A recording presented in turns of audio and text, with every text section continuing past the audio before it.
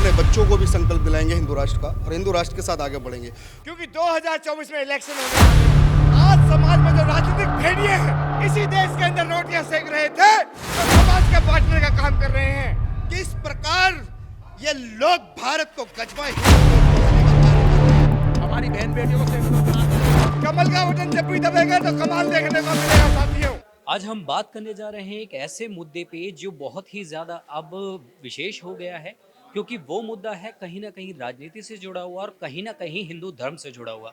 वो मुद्दा है रामलला के मंदिर में या रामलीला जो होने वाली है उसके अंदर जो हमारे दलित हैं उनका बड़े लेवल पर जो है चयन करना और पुजारी के रूप में उनको रखना और रसोई के रूप में रखना, इस पे ज़्यादा चर्चा हो रही है। तो सर मैं सीधा इस पे जवाब आपसे मांगना चाहूँगा, अगर ऐसा होता है तो क्या होगा? देखिए, इस समय समाज को बांटने के लिए तरह तरह की रणनीति बनाई जा रही है और ये मुद्दे सिर्फ इसलिए उठाए जा रहे हैं क्योंकि 2024 में इलेक्शन होने वाले हैं। 2024 को टारगेट करने के लिए आज समाज में जो राजनीतिक भेड़िए हैं, वो राजनीतिक भेड़िए जो आज से पहले इसी देश के अंदर रोटियां सेक रहे थे, वो किड जब आज रोज राजनीतिक रोटियां नहीं सेक पा रहे हैं तो समाज के बांटने का काम कर रहे हैं। ये हिंदू समाज ना तो कभी टूटा था ना कभी टूटेगा। अरे ये तो एक बंधन है जो हमेशा बंधा रहेगा। हर सनातनी हिंदू इस बात से वाकिफ है कि 2024 में मोदी जी का जो रथ है वो रथ है सफलता का। उस सफलता के रथ को रोकने के लिए तरह तरह के हथकंडे अपनाए जा रहे हैं। लेकिन मैं इन राजनीतिक गिद्धों से कह देना चाहता हूं कि देश तुम्हारी इस चाल को भली भांति समझ रहा है। चुप बेशक है क्योंकि आज देश जानता है कि वो कमल का नहीं कमाल का बटन दबा रहा है। कमल का बटन जब भी दबेगा तो कमाल देखने को मिलेगा साथियों। तो 2024 में जिस प्रकार से आप समाज को तोड़ने का कार्य कर रहे हैं, आप उसमें सफल नहीं हो पाएंगे। आप भाई से भाई को अलग करना चाहते हैं। ये लोग वही लोग हैं जो देश में गजवा हिंद का सपना देख रहे हैं, लेकिन तुम्हारा ये गजवा हिंद का जो सपना है वो सपना ही रह जाएगा, क्योंकि अब भारतीय लोग समझ चुके हैं कि सत्य ही सनातन है। देखो, हमारे राम प्रभु श्री राम जी ने सबरी जी के हाथ के बेर खा करके ये भेदभाव बिल्कुल ही दूर कर दिया था, जो अलग कर दिया था। ये केवल ऑफ केवल जो हमारे देश के अंदर जो राजनेता हैं, जो सेकुलर खेल रहे हैं, ठीक है जी। कुछ राजनेता हैं जैसे कभी कोई ग्रंथों का अपमान कर करके टीआरपी पा रहे हैं, मंत्री पद बनना चाह रहे हैं, कुर्सी लेना चाह रहे हैं। मैं उन लोगों से कहना चाह रहा हूं, केवल ही धर्म की राजनीति कुछ ही लोग खेल रहे हैं। अगर किसी को, जैसे आपने बताया रामलीला के अंदर या कोई मंदिर के अंदर दलित समाज को, ऐसा कुछ नहीं है।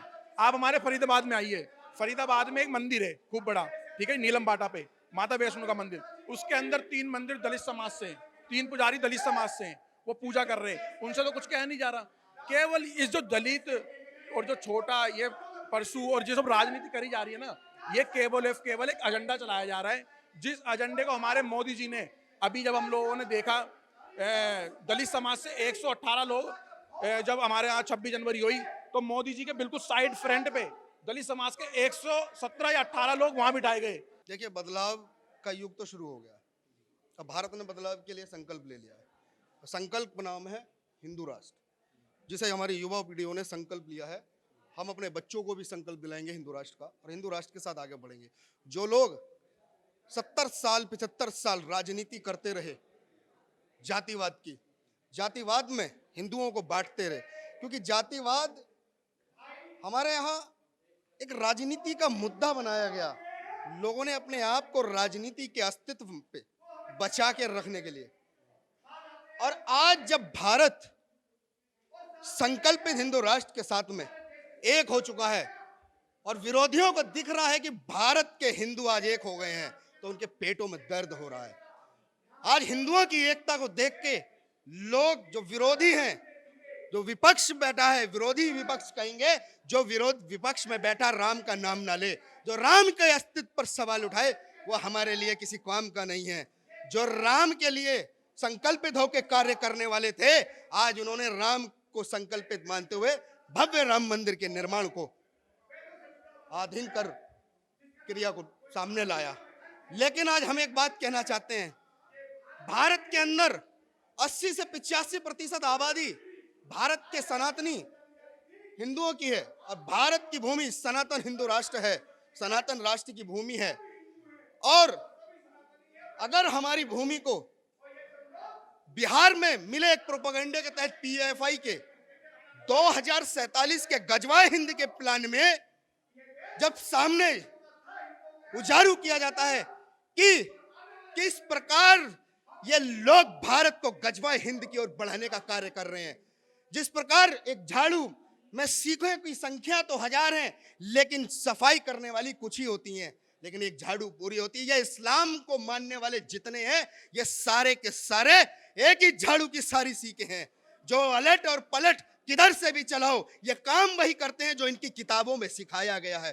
क्यों? क्योंकि ये केवल अपने सिवा इस धरती के ऊपर जो भी किसी अन्य को मान रहा है ये उसको केवल काफिर मानते हैं। अरे काफिर मानने वालों, ये इस धरती पे सनातन के लोग तुम्हारे लिए काफी हैं। बस ये याद रखें, 800 साल तुम लोगों को मुंह तोड़ जवाब दिया है, 400 साल अंग्रेजों को जवाब दिया है, लेकिन उसके बाद भी तुम्हारे अब्बा और अब्बा जो आज जमींदोज हैं उनसे पूछो जाके इतिहास उठा के कि किस प्रकार महाराणा प्रताप महाराणा सांगा ने, किस प्रकार शिवाजी महाराज ने ललकार दे के भारत को भगवा में परचम में लाने का काम किया। आज भारत के हिंदू महाराज शिवाजी का स्वराज का संकल्प को हाथ में लेके भारत को हिंदू राष्ट्र की ओर संकल्पित लेके चल रहे हैं।